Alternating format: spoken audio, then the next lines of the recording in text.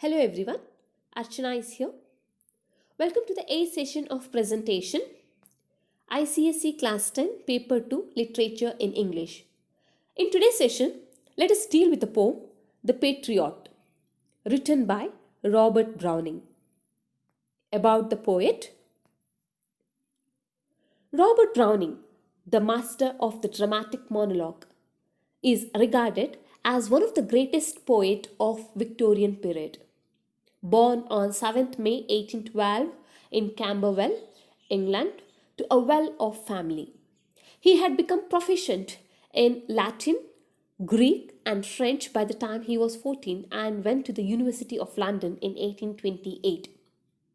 Few works of Browning I'm going to mention here: Bells and Pomegranates, Men and Women, The Ring and the Book, etc. Poems like My Last Duchess, Pied Piper of Hamelin are taken from Bells and Pomegranates, etc. etc. Browning died on 12th December 1889. The Patriot is a dramatic monologue written by the renowned English poet and playwright, that is Robert Browning. He is well known for his dramatic monologues and is widely celebrated as one of the foremost poets of the Victorian era. In this poem, Browning talks about politics, patriotism, religious faith, and the harsh reality of the leaders who are true to their sense of patriotism. It speaks about the sacrifice of such leaders who misunderstood by the people. Dramatic monologue refers to a type of poetry and Robert Browning is master in it. It is a monodrama in verse. Like many other dramatic monologues of Browning, Patriot into Traitor is also a fine example of this genre because it has a single speaker, a silent audience, and dramatic situation. The Patriot has a curious structure of 6 stanzas of 5 lines each. In the first 2 stanzas, the poem introduces the conditions of the past. The third stanza is the poet's revelation on how and why the conditions changed, and that too against him. The fourth and the fifth stanza contrasts the past with the present. The last stanza is the poet's acceptance of his condition and an expression of his hope. It can be seen that the poem follows an orderly sequence of a story where the conditions of the past are told, the impetus for the change is discussed. The present state is shown and a final conclusion is drawn on all things as a whole. This makes the subtitle of the poem, An Old Story, all the more relevant. The speaker of the poem is a patriot. The poem is a monologue of this patriot speaker who narrates his tale to us as he has been taken to the scaffold to be executed publicly for his misdeeds. He tells us of his situation, how he was once well loved by everyone, and how he is now despised by the same people. Let us deal with the poem.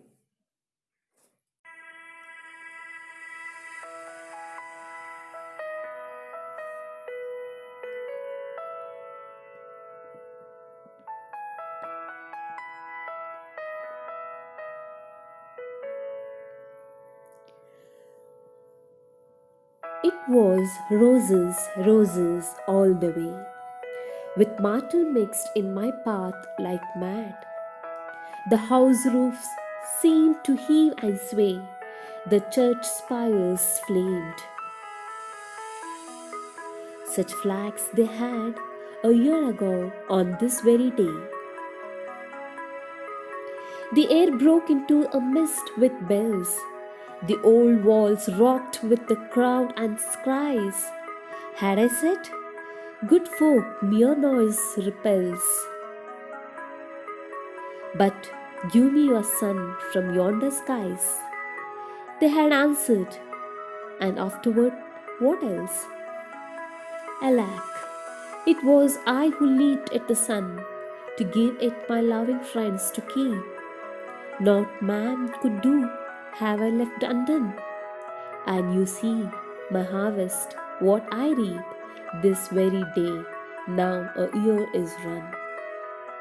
There is nobody on the housetops now, just a palsied few at the windows set, for the best of the sight is, all along, at the shambles gate, or better yet, by the very scaffold's foot I trow.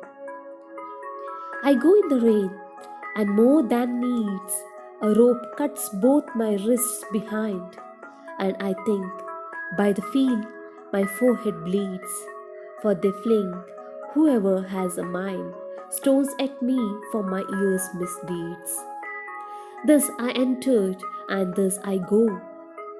In triumphs, people have dropped down dead, paid by the world, what dost thou owe me?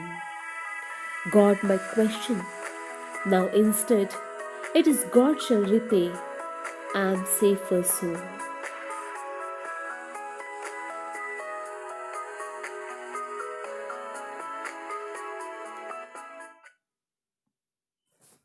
The poem starts with the Patriot describing an event, a grand public welcome that took place a year ago on that very same day.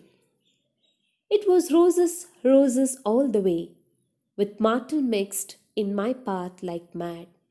The house roofs seemed to heave and sway, the church spires flamed such flags they had a year ago on this very day. Here, the speaker, reminiscing, recollecting the past, and he builds a picture for us as he remembers that day. His walking path was covered with lots and lots of rose petals, with myrtle mixed in them. The path was filled with these flowers for him. People standing on the roofs of their houses cheered for him as he passed by. They were overjoyed to see him. The spires of the church, pointed tapering roofs we generally see on old cathedrals and similar buildings, were covered with flaming flags and that the people had put up for a celebration. People were overwhelmingly delighted to greet their hero and were enthusiastic to see him as he passed by. The air broke into a mist with bells. The old walls rocked with the crowd and cries. Had I said, good folk, mere noise repels. But give me a sun from yonder skies, they had answered, and afterward, what else? The poet continues to describe the electrifying atmosphere in the city. The hero's charisma has gripped the imagination of the citizens. They are standing atop some old buildings to catch his view. All this happened just a year ago. The public virtually fawned over him. They were ready to give him just anything he wanted. Even the life giving sun wouldn't have been a big thing to ask for.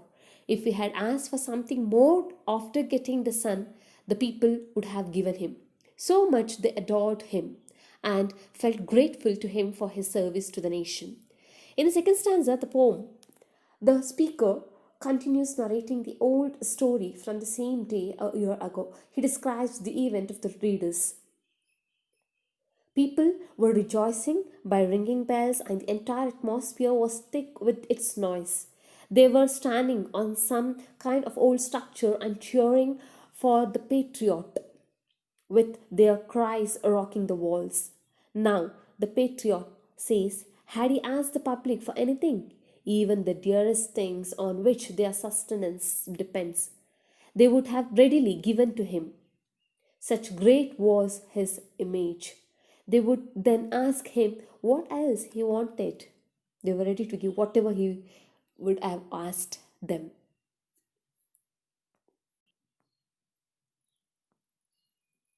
Alack, it was I who leaped at the sun to give it my loving friends to keep. Not man could do have I left undone.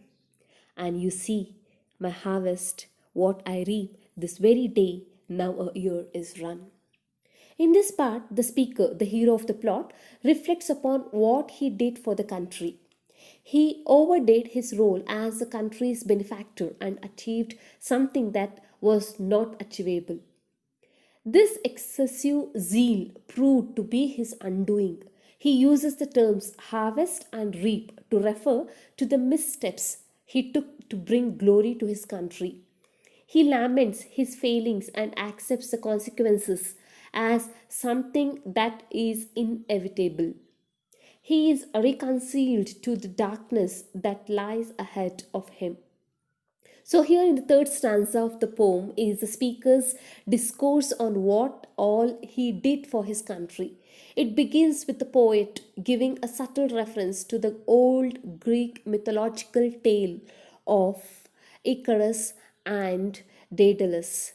The story revolves around the escape of these two men from a high tower where they were held prisoners by making wings out of bird feathers and wax. Icarus, taken aback with the ability of flight, flies too close to the sun, which causes the wax in his wings melt and his eventual fall, which kills him. Just like Icarus, the speaker admits that he too was overly ambitious and leaped at the sun, giving the sun his loving friends to keep. May suggest that his actions somehow caused the death of his close friends. Here again, we can stress that the Patriot is talking about some battle that claimed the lives of his dear ones. He did everything a man could have done to make things right. Despite this, he is facing his undeserved end. He calls to attention the miserable state he is in.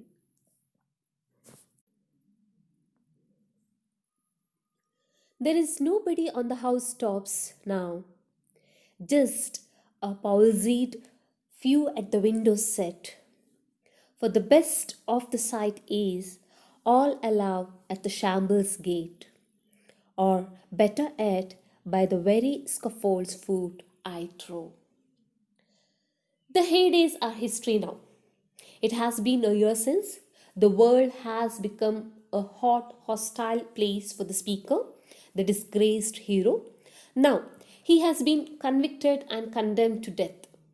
The authorities reckon that he has done something grievously wrong. He deserves to be hanged. He has been tightly handcuffed in his bag. It is raining. He is being led to Shambles Gate, the place where he will be executed.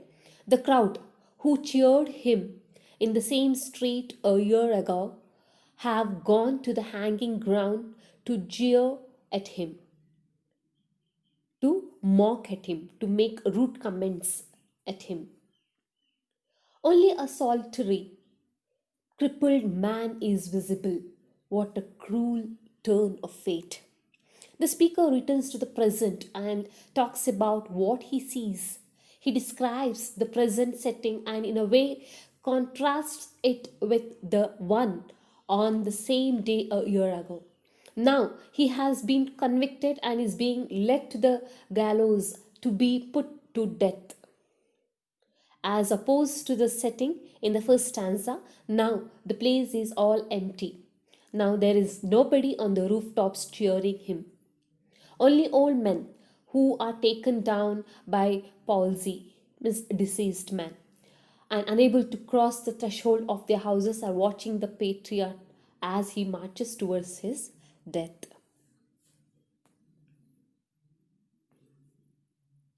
I go in the rain, and more than needs, a rope cuts both my wrists behind.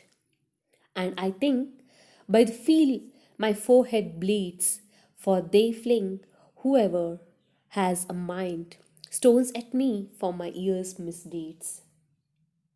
The speaker, the fallen hero, is at the receiving end of the people's wrath. The fifth stanza is the continuation of the previous one and further describes the speaker's humiliation at the hands of the people. The poet starts with filling up the setting even more. It is raining as the speaker is walking towards the scaffold. His hands are tied behind by a tight rope, so tight that it cuts his wrists. He has now arrived closer to the shambles gate, where all the people are gathered. The patriot is in his own mind, knowing that steadfast certainty of death ahead of him. As he is walking, he thinks he is bleeding from his forehead.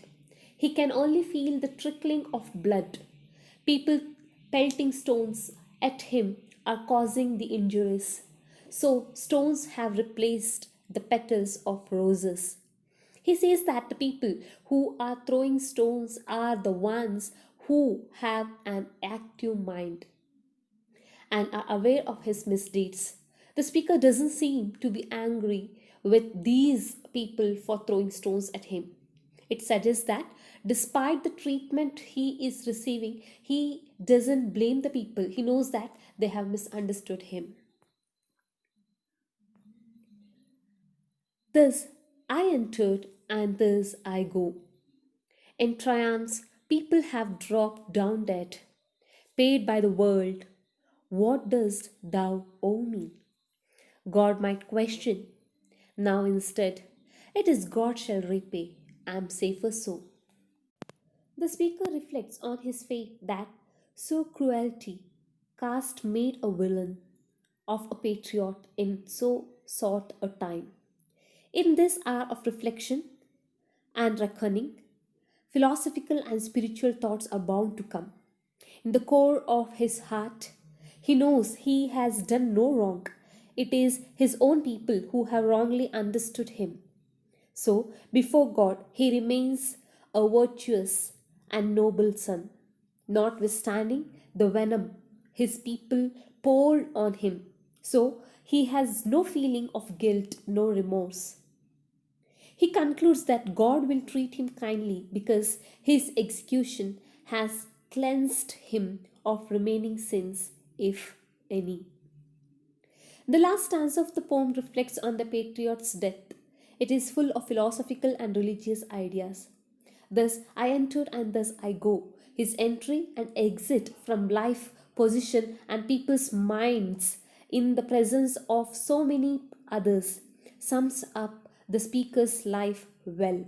He says that in his triumphs, people have dropped him down dead. This suggests that he looks at his predicament as a triumph. He believes that he stood by the right things and thus considers himself victorious in defeat. The final three lines of the stanza deal with the ideas of the speaker. Yet again, we see Browning's stout religious belief. He believes that God might say, your sins were already washed away when you died. The people sought to it. They punished you. What now do you expect from me? You are now free of all corruption. Thus, the patriot thinks that the punishment he got in the mortal world has purged him and that he hopes to go to heaven instead of hell. He feels safer knowing that God knows he stood for what he thought was right and thus he will be safe under him. So, here we have wound up the poem. Let us conclude the poem. As the poem begins, the speaker recalls his memories of this very day just 1 year ago. Even he says that he was welcomed victoriously by his countrymen. The citizens of his country decorated the path with roses and myrtles to welcome him. In fact, they crowded on the roofs of the houses to see the speaker for once, and also the churches sway their flags to welcome the patriot. The speaker continues that even that day the air was filled with cheerful sounds of bells. Moreover, he describes that thousands of people crowded against the old walls of the houses. They even cheered and cried out for their hero, that is, the speaker. So, the poet remembers that he had even promised them to bring the sun for them. Here, the poet metaphorically uses the sun to denote that the speaker was even ready to do any kind of deed for his countrymen. The speaker admits that he was fool enough to try to achieve beyond his limit. In fact, the praises of the countrymen made him too confident to become over ambitious. Here, Browning metaphorically alludes to mythical Icarus. Icarus received his downfall when he became too ambitious to fly towards the sun with his wax wings. Similarly, just like Icarus, the speaker is going to face his downfall, which he now realizes after a year. Hence, now the speaker shows the difference in the attitude of the countrymen towards him after a year. He tells that now there is no one on the roofs of the houses along the road to welcome him.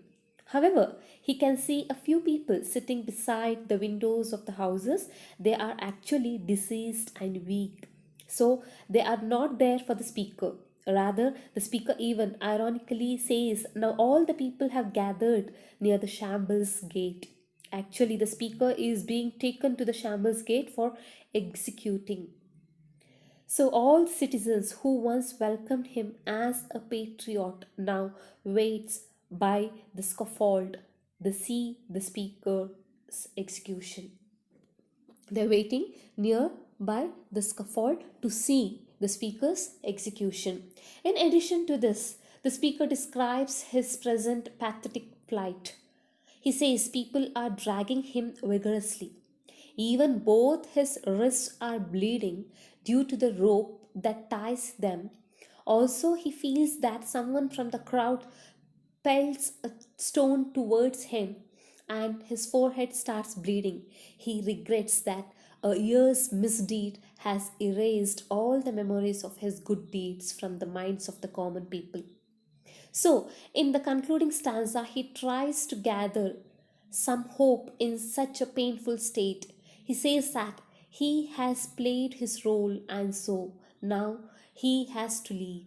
Here again, Browning projects a philosophical truth of life that Shakespeare too has mentioned in his play, As You Like It.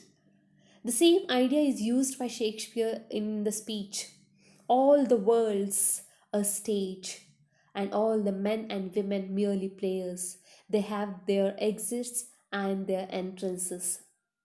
Even on the verge of his death, he consoles his soul. The speaker consoles his soul that he may get his reward in heaven. Though his countrymen have failed to pay the required respect to him, he hopes to get it in God's company. As a conclusive note, I would like to project here. We must remember that it is not possible to establish a gullibility or innocence of the patriot in the poem. On one hand, we see the speaker himself admitting that he did some misdeeds. On the other hand, we see him as a patriot who is mistaken. At least the title suggests that.